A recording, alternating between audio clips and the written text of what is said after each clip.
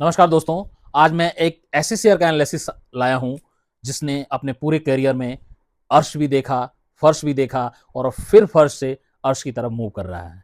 दोस्तों, मैं बात कर रहा हूँ सुज़लोन की, सुज़लोन एनर्जी लिमिटेड। एक समय पे ये शेयर पूरी मार्केट का चहेता हुआ करता था और एक समय इसने ऐसा भी देखा जब कोई इसको खरीदना नहीं चाहता था। इसके बाद इसने ₹3 के लेवल से उठ कर के 60-62 रुपए तक का सफ़र तय किया और अब कंसोलिडेट कर रहा है एक लेवल पे। दोस्तों, मैं आशुतोष ठाकुर आप सबका स्वागत करता हूं अपने YouTube channel @it's Ashutosh Thakur में। और आज हम एनालिसिस करेंगे सुज़लोन एनर्जी लिमिटेड का और समझेंगे कि ये शेयर 50 से 60 रुपए के बीच में फंस क्यों गया है और आगे हमें इसके अंदर क्या करना है।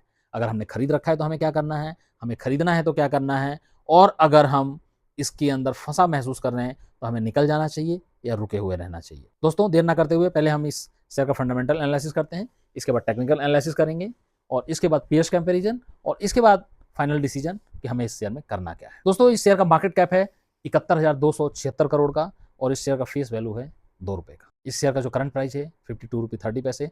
दोस्तों, जो भी मैंने डाटा या नंबर्स लिए हैं वो 24 जुलाई 2026 से रेफर कीजिएगा, क्योंकि मैंने सारा डाटा 24 जुलाई 2026 के बेस पे ही कलेक्ट किया हो। इस शेयर का 52 वीक हाई है 66 रुपये 80 पैसा और 52 वीक लो है 38.20 पैसे। इस शेयर का ऑल टाइम हाई है 307 रुपये और इस शेयर का ऑल टाइम लो है 3 रुपये। मैंने बताया ना, इस शेयर ने अर्श से फर्श देखा है और फर्श से अर्श देखा है। इस शेयर का पी है 22.50 का और इस शेयर का सेक्टर का पी है 31.70 का, यानी कि शेयर अंडर वैल्यूड है। अब बात करते हैं कि ये शेयर अपने प्राइस टू बुक कितने पे ट्रेड कर रहा है। तो अपने प्राइस टू बुक 7.52 मल्टीपल पे ट्रेड कर रहा है और इस शेयर का पैग रेशियो है 0.14 है। पर्सनली मैं बात करूं तो ये जो पैग रेशियो पीईजी रेशियो ये निगेटिव है, इसका ये एटलीस्ट 0.5 से ऊपर होना चाहिए। But apart from peg ratio इसको हम देखेंगे तो बहुत ही स्ट्रॉन्ग फंडामेंटल्स हैं और बहुत ही अच्छा डाटा है। आप देखेंगे तो आपका मन खुश हो जाएगा और आप खुद सोचेंगे कि ये शेयर इस लेवल पे स्ट्रगल क्यों कर रहा है।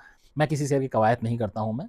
मैं जो फैक्ट मुझे डाटा में दिखता है वो मैं बोलता हूँ। डिसीजन आपका है कि आपको इसमें क्या करना है। मेरा काम है कंपनी के पूरे प्रोफाइल को, पूरे पोर्टफोलियो को ठीक से खंगाल के आपके सामने डाटा रखना। इस कंपनी का ROCE है 35.1% और ROE है 40.6%। कमाल के फंडामेंटल्स हैं इसका। इस शेयर का डिविडेंड यील्ड नहीं है, डिविडेंड नहीं देती है ये कंपनी और इस कंपनी का डेट टू इक्विटी रेशियो है 0.06%।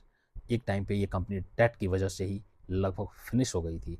आज इसका डेट लगभग 0 के बराबर हो। इस कंपनी का सेल्स ग्रोथ है, आप सुन के हैरान रह जाइएगा, 53.6% और इस कंपनी का जो प्रॉफिट ग्रोथ है वो है 52.3%। हाँ दोस्तों, 52.3%। जब ही मैंने बोला कि इस कंपनी का पीजी रेशियो को छोड़े तो इसके फंडामेंटल कमाल के हैं। इस कंपनी की जो अगर होल्डिंग देखें तो सबसे बड़ी नेगेटिव बात इस कंपनी में है कि इस कंपनी की प्रमोटर होल्डिंग जो है 11.7% और FII होल्डिंग 24.15% की, जो कि शेयर की सबसे स्ट्रॉन्ग बात है। DI होल्डिंग 11.12% और जैसा कि मैंने बताया कि रिटेल हर उस चलती ट्रेन में चढ़ जाते हैं जो ट्रेन बहुत तेज भाग रही है। एज यूजुअल रिटेल इसमें बहुत हैविली इन्वेस्टेड है और रिटेलर्स की होल्डिंग है 53.02% की। अब दोस्तों, इस कंपनी की हम थोड़ी सी टेक्निकल एनालिसिस कर लेते हैं और देखते हैं कि इस कंपनी की टेक्निकल प्लेसमेंट किस तरीके की है। इस कंपनी की जो सपोर्ट है, इमीडिएट सपोर्ट है 51.43 और उसके बाद 49.98, इसके बाद 45, इसके बाद फाइनल 38। इस कंपनी का जो रेजिस्टेंस है वो इमीडिएट रेजिस्टेंस है 55 रुपये का, इसके बाद 58 का, इसके बाद 60 का और 62 का। अगर 62 इसने क्रॉस किया तो इमीडिएटली 72 के लिए तैयार हो जाएगा। दोस्तों, इस शेयर का 20 डेमा जो है 53.62, 50 डेमा जो है 53.97, 100 डेमा जो है 52.88 एंड 200 डेमा जो है 52.96। ये अपने 100, 200 और 50 डेमा के आसपास ही काफ़ी लंबे समय से ट्रेड कर रहा है। RSI जो कंपनी की है वो 38.59 की है, जो कि स्लाइटली ओवरसोल्ड है। इस कंपनी के अब हम पॉजिटिव और नेगेटिव पॉइंट्स की बात कर लेते हैं कि इस कंपनी के पॉजिटिव पॉइंट्स क्या हैं और नेगेटिव पॉइंट्स क्या हैं।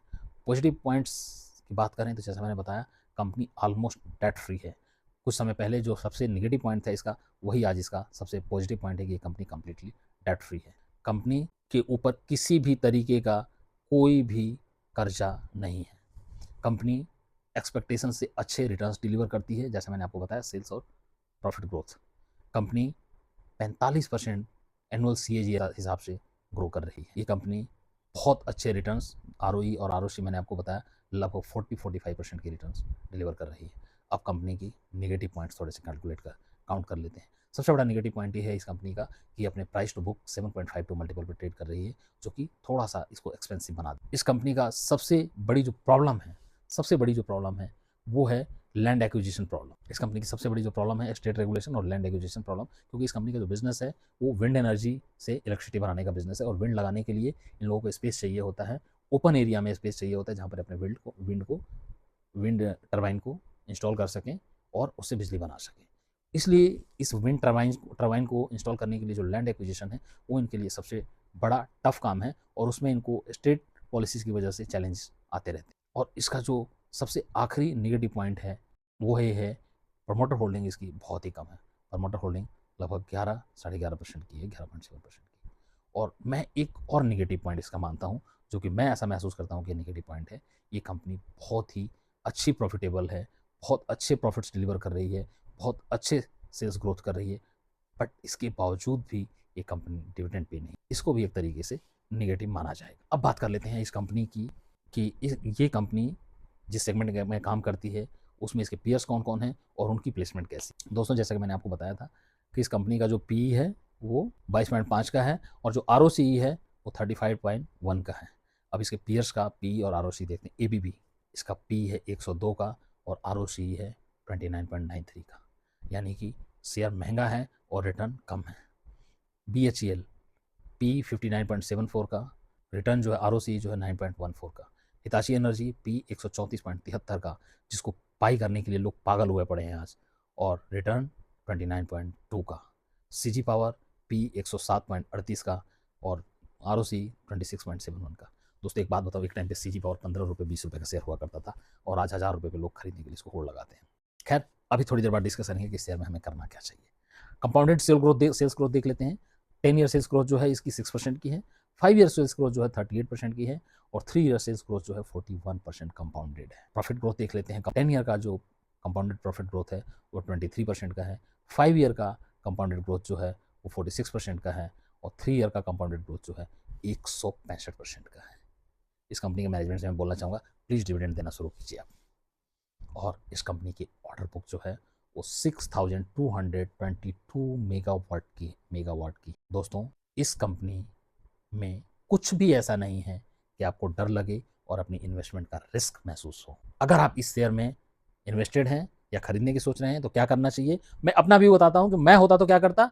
आप अपने डिसीजन लेने के लिए बिल्कुल फ्री हैं और इंडिपेंडेंट डिसीजन जरूर लीजिए। अगर मुझे ये शेयर खरीदना होता तो मैं इस लेवल पे जरूर बाई करता, और ये जैसे जैसे फॉल करता 5% 7% उसमें SIP करता। अगर मेरे पास ये शेयर होता अपर लेवल पे, अगर मैं फंसा होता तो मैं इस लेवल पे ऐड करता और 38 के लेवल पे जाकर के और क्वांटिटी ऐड करता अगर वहाँ तक ये जाता तो, और इसके बाद इसके ऊपर जाने की वेट करता। देखिए, अगर आप इमीडिएट 2-4-5 दिन की या महीने भर की अगर आप इन्वेस्टमेंट राय ढूंढ रहे हैं तो प्लीज़ इस शेयर में इन्वेस्ट ना कीजिए, क्योंकि ये शेयर अभी कंसोलिडेशन फेज में है। और एक बात, एक टेक्निकल पैरामीटर है जो आप किसी से भी पूछ लीजिएगा कि जिस शेयर का जितना लंबा कंसोलिडेशन होता है उस शेयर का ब्रेकआउट भी उतना ही बड़ा होता है। तो अगर आप 2-4 महीने के लिए इसमें इन्वेस्ट करना चाहते हैं तो प्लीज़ आप इन्वेस्ट ना करें। अगर आपका लॉन्ग टर्म व्यू है, 1 से 2 साल का व्यू है, तो प्लीज़ आप इन्वेस्ट करें इसमें और बने रहें। आप इसमें बड़ा पैसा बनाएंगे। आप CG पावर को देख लीजिए, CG पावर से इसमें ज़्यादा पोटेंशियल है। अब कुछ लोग बोलेंगे कि CG पावर तो चिप की कंपनी है और ये तो वाइन टर्बाइन की कंपनी है। ऐसा नहीं है, दोनों पावर जनरेशन सेगमेंट से हैं, अलग अलग सेगमेंट है। इसमें भी अलग अलग सेगमेंट है, इस कंपनी में भी अलग अलग सेगमेंट है बिजनेस का, CG पावर में भी अलग अलग सेगमेंट है बिजनेस का। अब एक चीज़ और बताऊं, इन्वेस्टमेंट हमेशा पेशेंस का काम है। इन्वेस्टमेंट में आदमी 2 चीज़ें इन्वेस्ट करता है, एक पैसा, एक टाइम। तो आप ऐसे शेयर्स में, ऐसी अच्छी क्वालिटी के नीश फंडामेंटल के शेयर्स में इन्वेस्टमेंट आप तभी करें जब आपके पास अच्छा खासा टाइम हो। एक रेगुलर डिक्लेरेशन देना चाहूँगा दोस्तों, अगर आप लोग इस वीडियो को देख करके कोई भी बाई सेल डिसीजन बनाते हैं तो प्लीज़ किसी इंडिपेंडेंट फाइनेंशियल एडवाइजर से सलाह ज़रूर ले लें, क्योंकि मैं सेबी रजिस्टर्ड RA नहीं हूँ और मैं खुद भी ट्रेडिंग करता हूँ, इसलिए मेरे डिसीजंस बायस होने का खतरा हमेशा हो सकता है। मेरे पोर्टफोलियो में ये शेयर अभी भी हो सकता है या आगे फ्यूचर में मैं इसमें इन्वेस्टमेंट कर भी सकता हूँ। तो आप जब भी कोई बाई सेल करें तो बाई सेल आप किसी independent SEBI registered financial advisor से सलाह लेने के बाद ही करें। हाँ, एक बात मैं ज़रूर कहना चाहूँगा कि आप इस वीडियो को एजुकेशनल पर्पस से कंसिडर करें और एजुकेशनल पर्पस से ही कंसिडर करके अपनी नॉलेज ग्रोथ के लिए इस वीडियो का इस्तेमाल करें। अगर आप लोगों को ये वीडियो अच्छी लगी हो, आप लोगों को इस वीडियो से कुछ भी नॉलेज मिली हो, तो प्लीज़ आप लोग इस वीडियो को लाइक करें, कमेंट करें, अपने ट्रेडर दोस्तों के साथ शेयर करें और हो सके तो मेरे चैनल को सब्सक्राइब करें ताकि ऐसी डिटेल एनालिसिस की वीडियो आप लोगों तक समय समय पे पहुंच सके। अगर आप लोगों के पास कोई ऐसा शेयर है जिसमें आप फंसे हुए हैं या जिसमें आपको डिटेल एनालिसिस चाहिए, तो प्लीज़ कमेंट करके बताएं। हम कोशिश करेंगे कि उस पर डिटेल वीडियो ज़रूर बनाएं। Thank you very much.